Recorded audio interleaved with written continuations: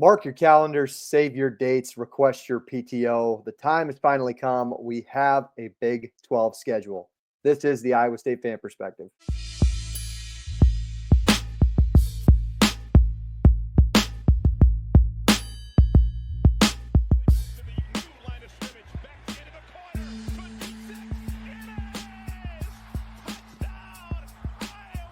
Snaps good, holds good, kick on the way by Conradi, end over end, and it is good!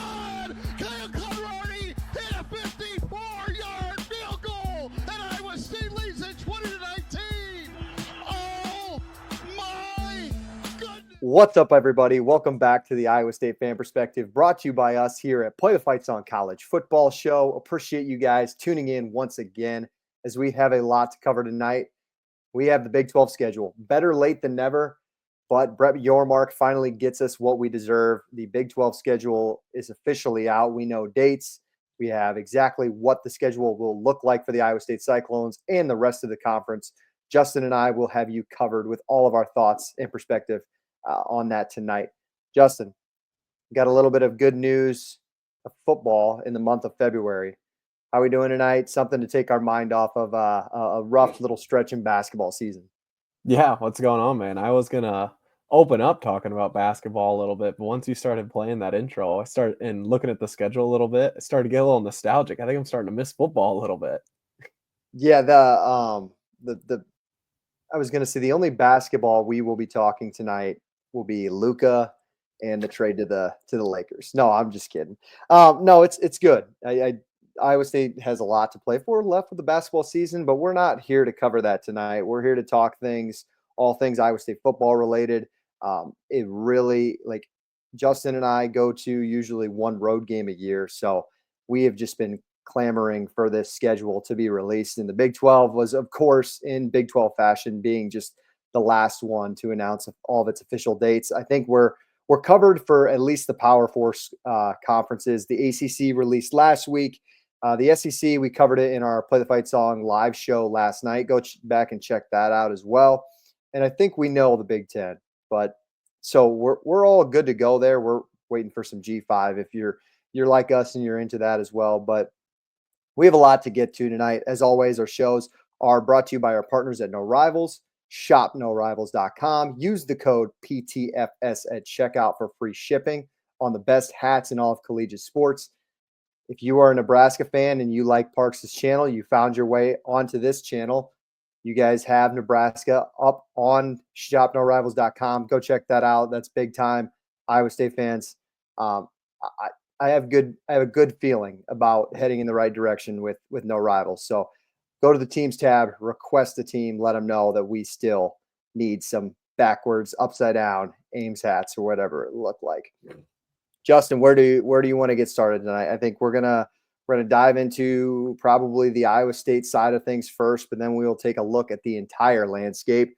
Let's dive into, if you're watching us on YouTube here, we're just gonna throw the schedule up first and foremost. So we knew the first 4 games. So you knew Kansas State was going to be the first game of the year, week 0 in Ireland. Then you had South Dakota at home, Iowa at home, and then you're going to Jonesboro at Arkansas State. And then everything else was up in the air up until today. We have bye weeks official. We have the Big 12 conference slate official. What is your first initial takeaway when you saw the schedule for the first time for your eyes today? I was a little worried when we got the K-State game being October 23rd, being that week 0 game, because I thought that was kind of going to mess August 23rd. Sorry, he said October. Oh, sorry. August 23rd, because I thought that was going to like mess with the schedule and kind of the dynamic of how the season goes. But looking at this schedule honestly has me super optimistic. And we're going to talk a lot today about like our favorite matchups, favorite games, things like that. But something that we have to preface before we get into this is something that everybody knows, and that's how volatile and unpredictable the Big 12 is. I mean, you look at that last year and you can just see like the top 3 teams in the conference. None of them finished in the top 3, 2 of them in Oklahoma State and Utah finished at the bottom of the conference. Yep. So I think the important thing to look at with these is where do bye weeks land and Mhm. how do the home games and road games stack up? And my first impression looking at this is Iowa State might have the best schedule in the conference. Ooh. Our bye weeks fall at really great times. Let me pull up the bigger Well, picture here.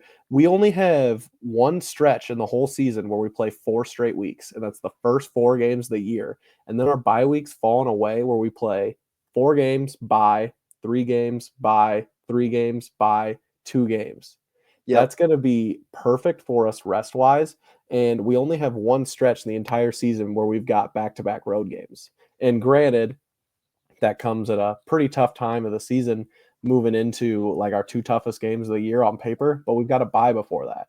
So I Yeah. don't really know what more you could ask for.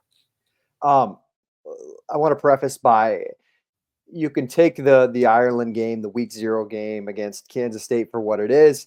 The good news of it, other than being the first football game of the year in college football, the second good news is that you do receive an extra bye week because you play in week 0. So that's kind of the reward for playing early. And Iowa State, like you said, Justin, gets 3 bye weeks. That's the first thing I noted. You get 3 bye weeks, one for each month. So for those listening on podcast, I'll just run through here really quickly. So you do have the Ireland game August 23rd versus Kansas State.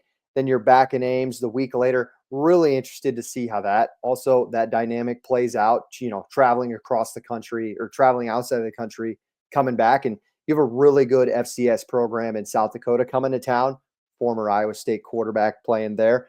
But that's on August 30th. Flip it to the next week, Cyhawk week. You have Iowa in Ames on September 6th. Then you, like I said, you go to Arkansas State September 13th. There's your first bye week right after your non-con games and your Ireland game. Then you have Arizona, first conference game at home. Really interesting. We'll get our thoughts on that on September 27th at Cincinnati on October 4th at Colorado, renewing the Big 8 rivalry with Colorado in Boulder, October 11th. Then another bye week comes after you play 3 straight Big 12 games. You take on BYU homecoming at home on October 25th. Next week, still in Ames, you get the rematch of the Big 12 title game with Arizona State coming to town on the 1st of November. Then you travel to Fort Worth, take on TCU. There's your final bye week in the middle of November. And then you get Kansas at home on November 22nd and Oklahoma State to round out the year on November 29th. Justin, we haven't really seen a schedule like this in Iowa State's tenure in quite some time. There's a lot of different things. Number one, again, you're playing the week 0 game. You're playing in Ireland, and it's a conference game. Number two, your first conference matchup to me is against an opponent you've never played before. I guess, I don't know. I'd have to fact check that. I'm assuming we've never played Arizona before. Fun fact about that game too is that game takes place on September 27th. That's Arizona State's first road game of the year. Okay. Arizona's They first. don't go onto the road until the last week of September, and they've got to come to Ames, which I do not think is going to be easy for them. Yeah, absolutely. And then I'd have to check last year. Did last year we have back-to-back road games and then back-to-back home games? I don't remember a stretch of doing that. You've got the schedule from last year over your shoulder, but I've got it in I, front of me too. I don't think we had back-to-back home games or back-to-back road games in conference play, I should say. So In that conference play, we played UCF by home against Texas Tech, home against okay. UCF by home against Texas Tech. So there's a bye week in between there, but you have Yeah. BYU, and then the very next week you have to get up for Arizona State, who will be preseason top 5 in this league. Again, you said it, Justin. It's the Big 12. We have no idea, but that's fascinating. And then you have back-to-back road games before that. You get your bye, but you have at Cincinnati, a place you've played before, and then at Colorado, a place you haven't played in over 15 years. So just a lot of different things. Yeah, don't get me wrong. I said this may be one of the more favorable schedules in the Big 12, but there's some really good teams, or at least some teams that project to be really good on this schedule. Obviously, you have the two of the top 3 teams in the Big 12 in BYU and Arizona State. You got to play Iowa. You got to play Kansas State. You got to be ready to play earlier in the season. We know these Matt Campbell teams last year we started 7-0, which was great. These Matt Campbell teams can start kind of slow. That South Dakota State games or that South Dakota game's not going to be easy. That's a defending FCS championship participant at Arkansas State. That's a team who ended up improving a lot after we played them last year. And we know how the last time we played on the road against a Group 5 team went. Not very well. I was just say Jack Trice Mafia, shout out to that guy, his Twitter. He had a good stat today. I don't know if you saw that. The last time, basically every time Iowa State has played these home and aways with G5 programs, they have lost one or the other. They've either lost the home game or the away game.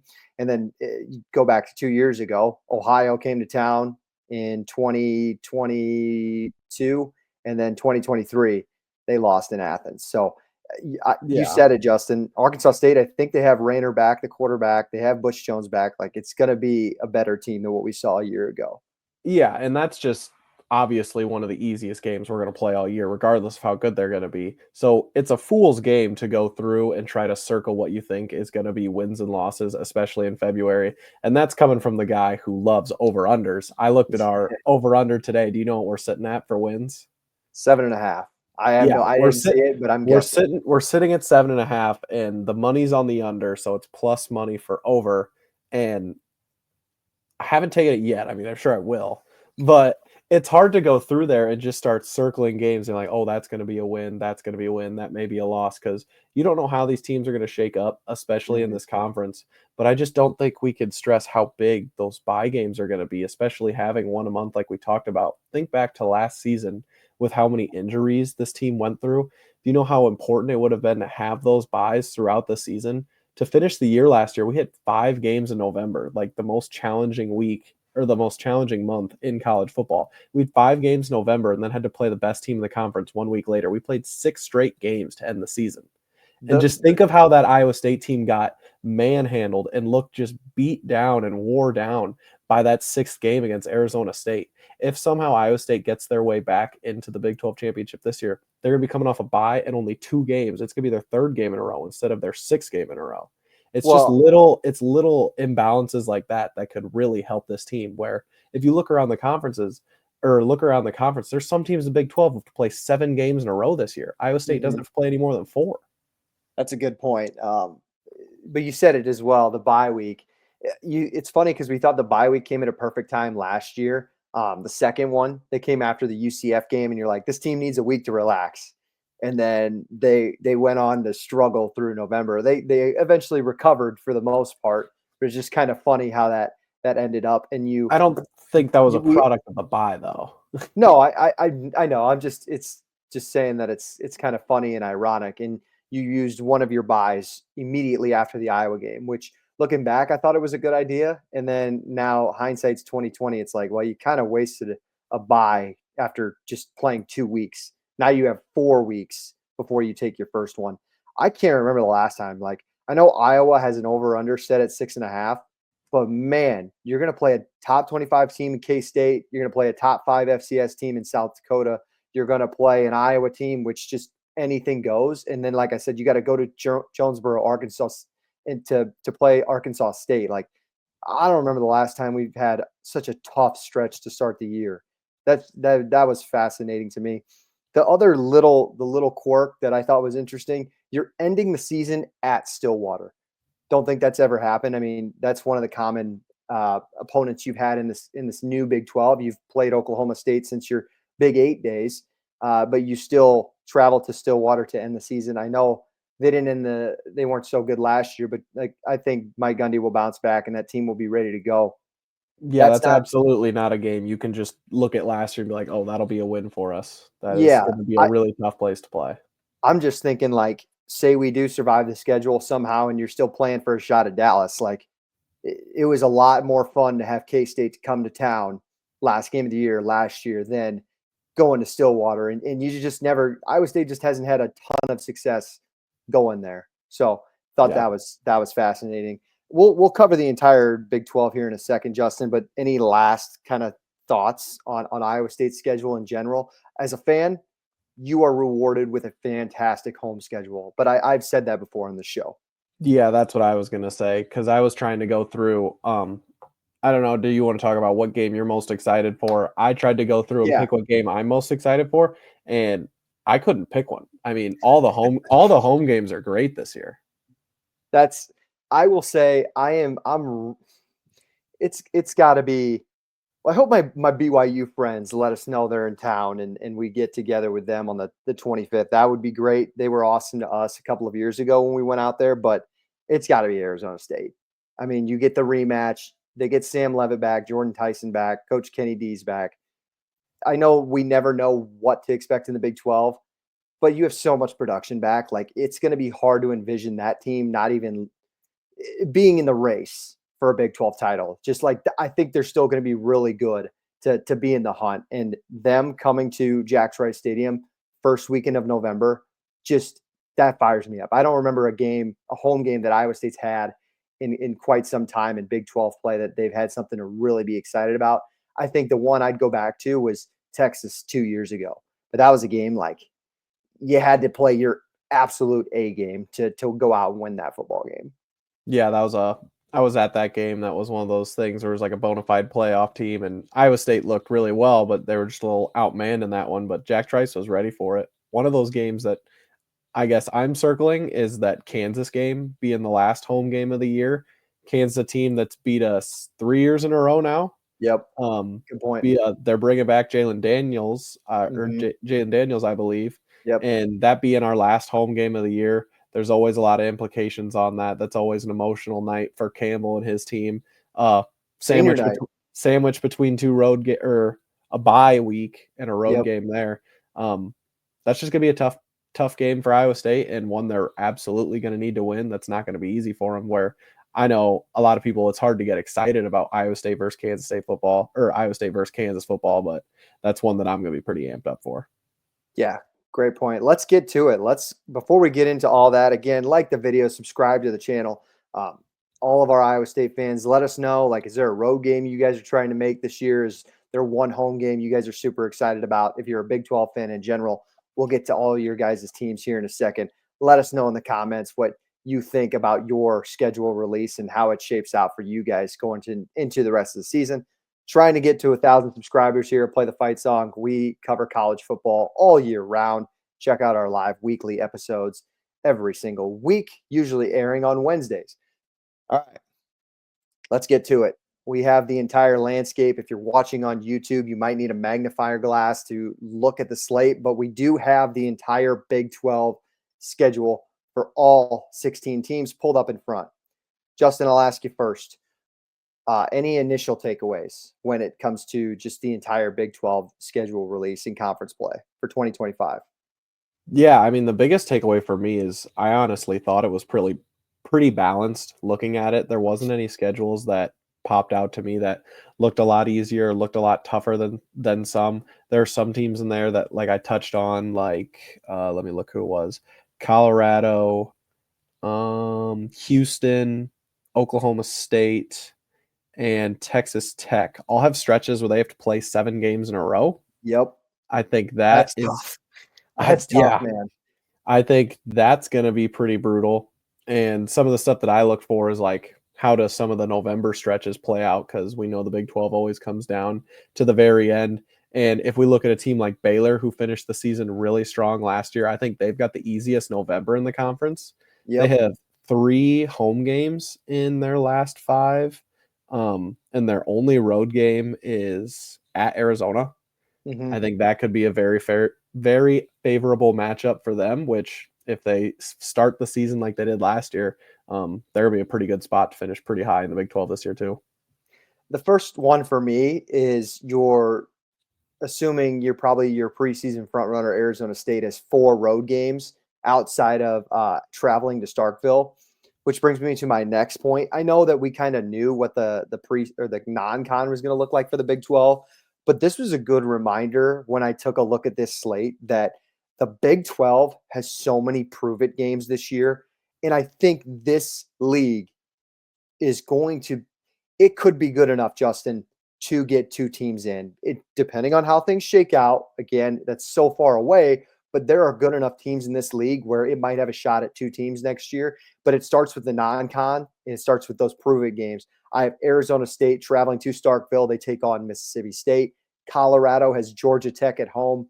Utah goes to UCLA.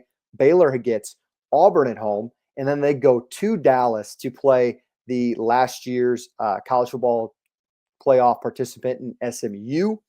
Kansas, I didn't know this. They were renewing the rivalry with Missouri. They hate each other. So that's fantastic. Like Kansas at Mizzou is an awesome game. Oklahoma State goes to Oregon. That could be a tough one for Gundy and company. BYU gets Stanford at home, and TCU, everybody's going to have eyes on that game. That's your Monday night game of Labor Day weekend against Bill Belichick at Chapel Hill in North Carolina.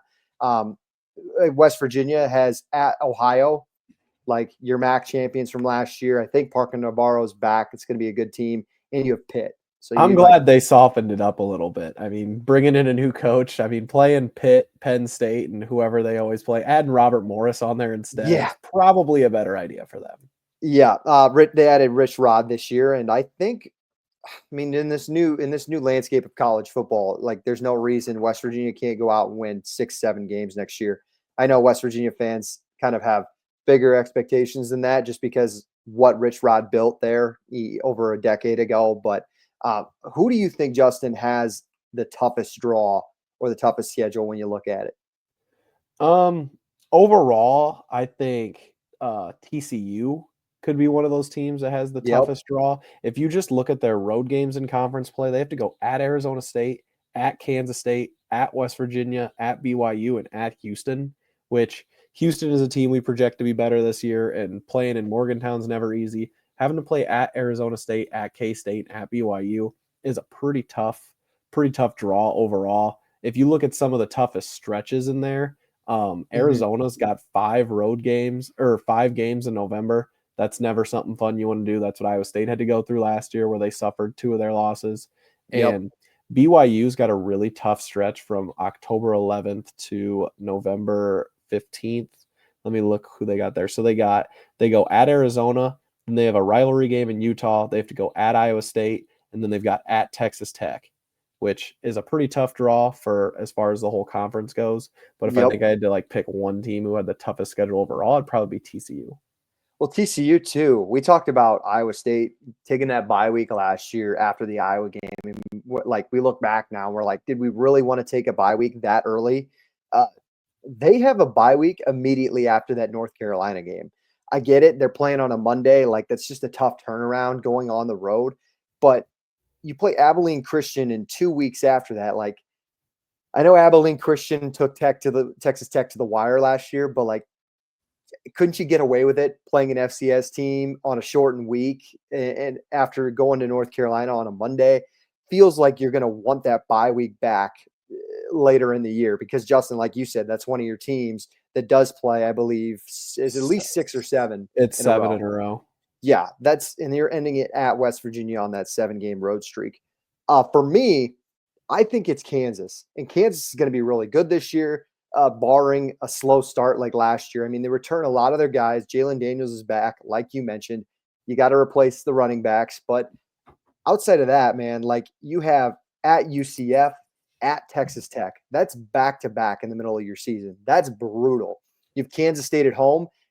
You got to try and snap the 16-game losing streak.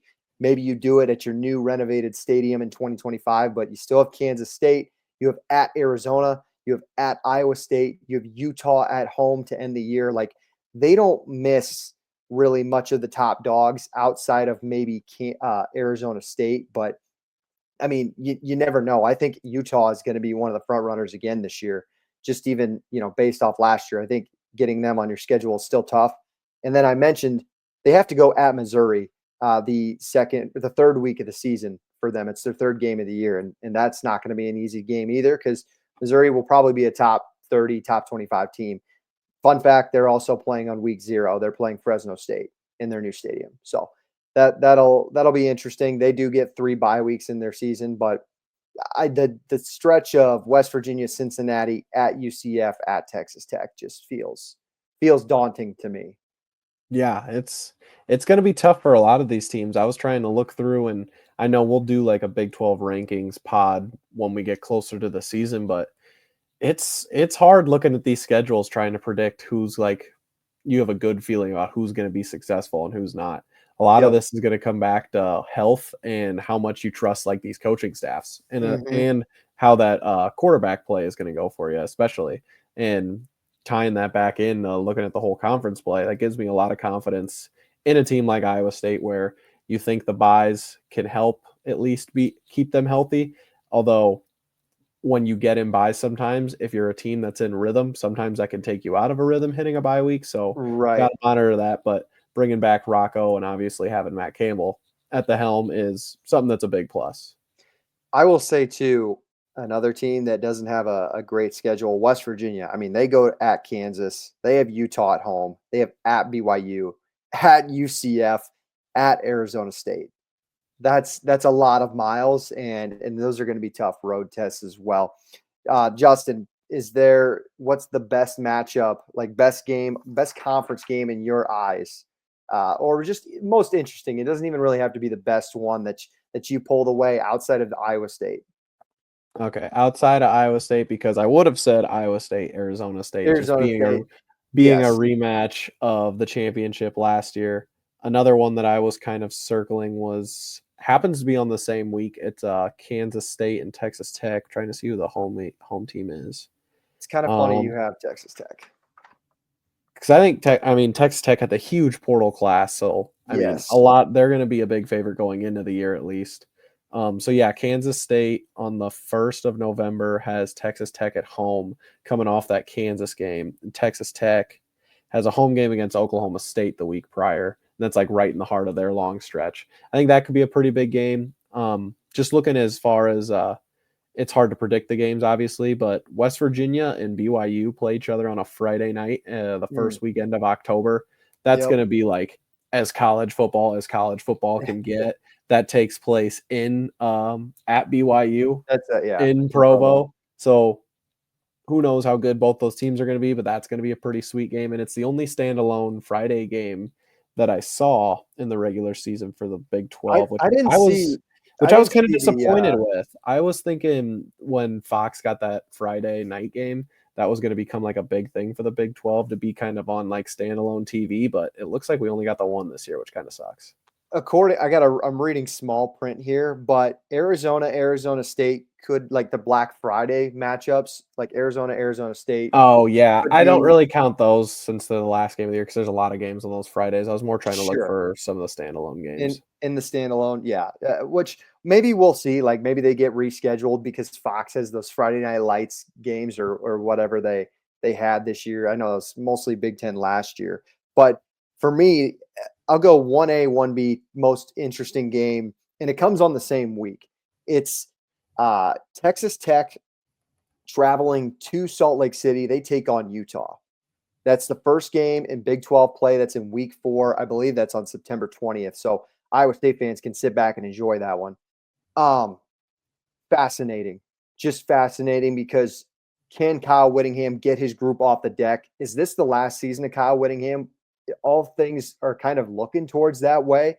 And then you mentioned to Justin, like Joey McGuire, it's a prove it year for him. And he's bringing in this giant portal class. Like, I know it's super early and we never know in Big 12 play, but we might have like a pretender versus contender, opportunity in that one. Like, which one's for real and which one's not. Second to that, same week, Arizona State for their first Big 12 game travels to Waco to take on Baylor. Didn't think I'd ever mention that matchup, but Baylor ends the season with a 6-game winning streak. Your preseason Big 12 favorite next year, traveling on the road to a team who should be up in the I don't know, top 5, top 4 teams in the conference. So we're going to find out. That one could end up being a really, really good matchup too. And hopefully it's not like Oklahoma State and Utah this year, where they played in early September and we thought we had the 2 best teams in the conference, and then It'll be a nobody fool's gold there. nobody won a game the rest of the year. But Yeah. I really don't think that will be it. I have this one down, so I'll go first, Justin. This will be the last thing we cover. Is there the most interesting week on your schedule where you're like, there could be a lot of chaos there? November 22nd weekend, Arizona State travels to Colorado. Baylor goes to Arizona. If Baylor's going to be a contender, that's a tough place to travel to. There's a lot more that are really interesting on there. I think Oklahoma State travels to UCF. K-State goes on the road in November to Salt Lake City. Iowa State fans can defend it and say, going to when the Big 12 championships on the line, it's not necessarily the easiest place to go to. Maybe it's a night game in Salt Lake City. So that was a week that really stood out to me. And I think obviously if it's anything like last year, your most interesting weeks are probably going to end up being in November, but that's the one I have circled on my schedule. And that happened to be the most interesting week last year because I think the second last the week of the Big 12 slate was your Kansas win over Colorado, your Arizona State, BYU, etc. Was there anything that stood out to you? Any interesting weeks?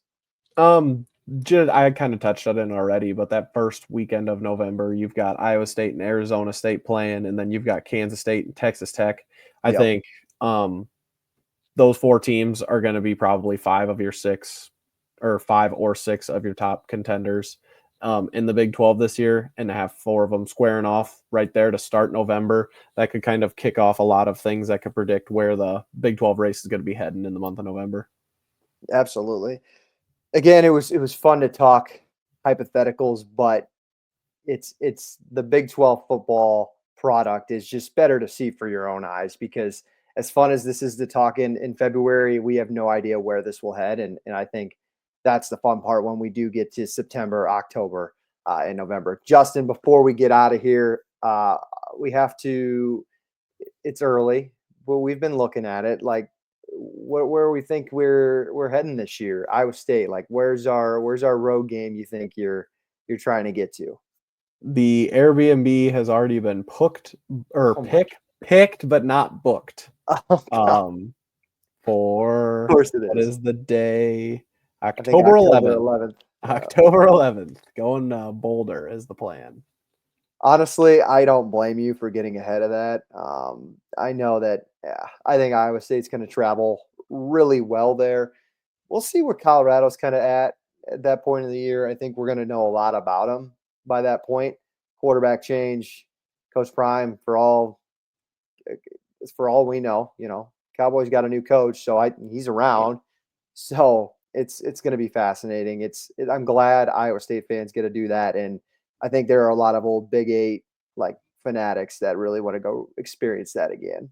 Yeah, it was big when Iowa State went there for the first time in basketball this year, even though it wasn't the most competitive game. Just going back to an old Big 12 North school is kind of a big deal. And there really wasn't a whole lot of options for me, I guess, for picking game because I've already been to Cincinnati, I've been to Stillwater, so it was between Colorado and TCU. And I mean, I would like to go down to Fort Worth sometime. So I guess we'll see how the season's going. Maybe we'll be able to make that work too. Yeah, I will say this year, I'll say Stillwater, the travel like sites are pretty easy to get to. Like big metro. Stillwater's a great town. Yeah, and Stillwater is drivable. Like it's drivable. But you have Cincinnati, you could fly there if you wanted to. Cincinnati, Dallas, Fort Worth, Denver area for Colorado. So Iowa State fans got really fortunate for like the travel side of things this year. And I think Iowa State fans let's hope 2025 is going to be a really exciting year. We have all off season to cover that, but as far as just on the surface, fascinating games, and it gets you excited talking about it in February. Absolutely.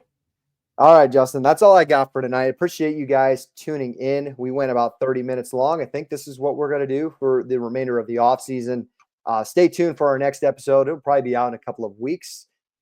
Little sneak peek. I think Justin and I are going to do a Iowa State quarterback debate.